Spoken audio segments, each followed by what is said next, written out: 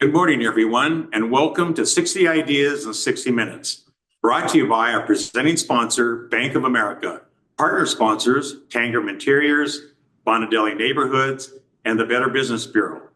Our event sponsors this morning are Caglia Environmental, Camarina Health, Harris Wolf Farms, Schuil Ag Real Estate, Exobee, and D'Ambrosia Trading.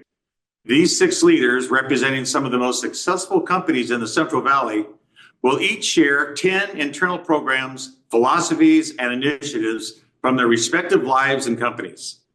These ideas, whether big or small, can be applied universally to any business or organization. So, our next guest is co-founder of one of the Valley's top agriculture real estate brokerages, specializing in high-value properties in California, as well as Arizona, Colorado, New Mexico, and Washington. He excels in collaborating with institutional investors and private equity funds, offering expertise in areas such as dairy farms, row crop ground, and permanent plantings. His most noteworthy achievement is his family, 46 years of marriage with his wife, 3 children, and 10 grandchildren. Please welcome Marc Schuil with Schuil Ag Real Estate.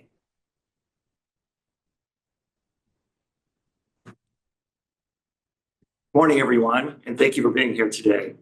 I've had the privilege of being a partner in a family business called Schuil Ag Real Estate for over 40 years. And during this presentation, I plan on sharing about how Schuil Ag Real Estate implemented a succession plan. And I will be discussing one of my favorite management philosophies, living generously. Now, generosity is not just about money or giving money away. It is an attitude or a mindset.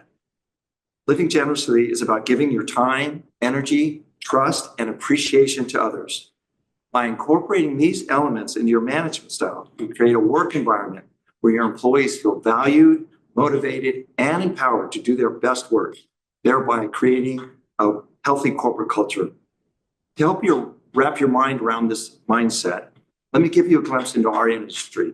Real estate sales can be very competitive, even within the company, with each agent frequently competing for the same client. This is especially true of ag real estate agents. Sometimes it seems like all the agents know all the same customers.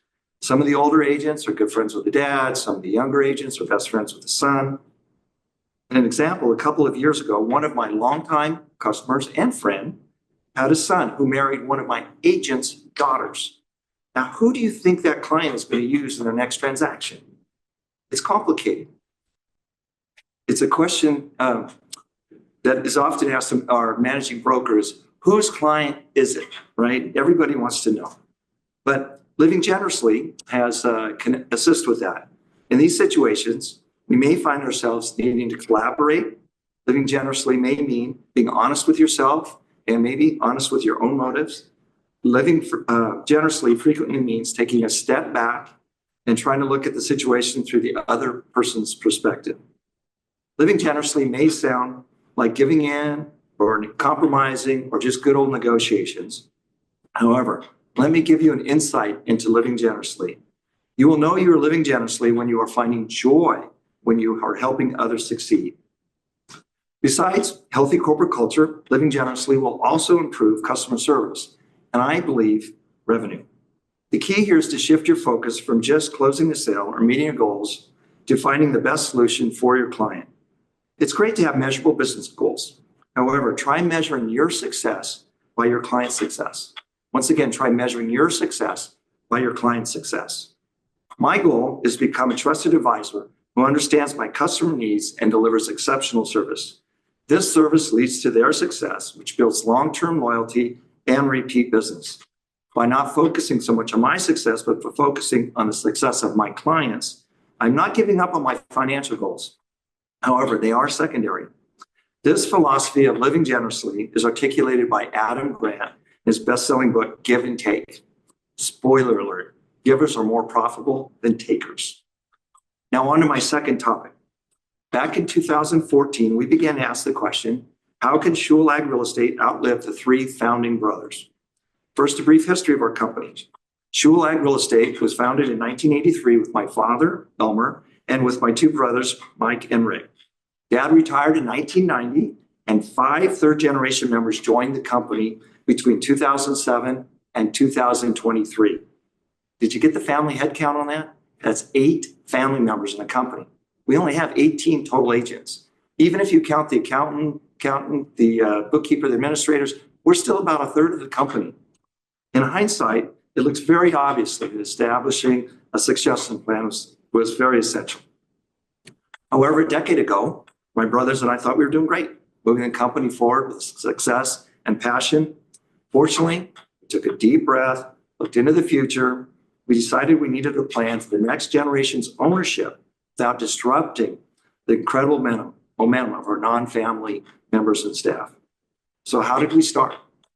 Like most people, we started Googling succession planners. There are a lot of choices. We found wealth managers, insurance companies, attorneys, accountants. However, in 2018, we surprised ourselves, hired a psychologist. This psychologist interviewed everyone in the company, and this really gave us a lot of clarity and helped us move forward. First thing the consultant did was define the next generation as family members who've grown up within the company and clearly understand our values and culture, but may or may not be ready at that time for management.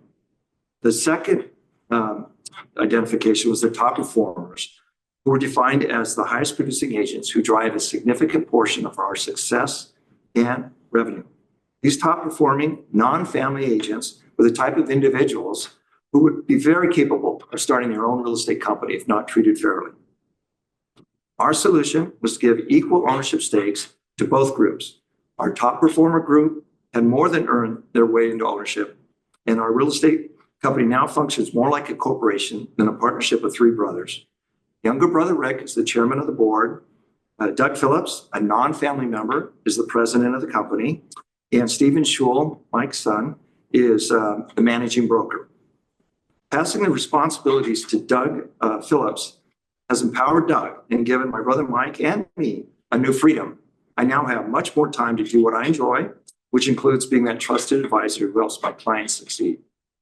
So why would I make a good succession plan one of my top pillars of success? The main reason is that succession planning has brought new energy and growth to Schuil Ag Real Estate. Now, some of you may be questioning our approach to distributing shares of the company to both family and non-family members. Obviously, this dilutes their ownership of the founders. However, part of living generously is the philosophy that having a smaller slice of a bigger pie means more pie. Second, I do get joy from seeing others succeed, and it has been amazing to see the growth of others when you empower them. I believe our succession plan at Schuil Ag Real Estate will help the company thrive well into the future. This new energy and growth is a great alternative than the business faltering when the old guard hangs on way too long. So on that note, take a lesson from our experience, start a conversation with your partners, your investors, your family members who are part of the company. I recommend hiring a consultant, discuss the future, identify potential successors, and develop a plan that secures the legacy you've worked so hard to build. Thank you.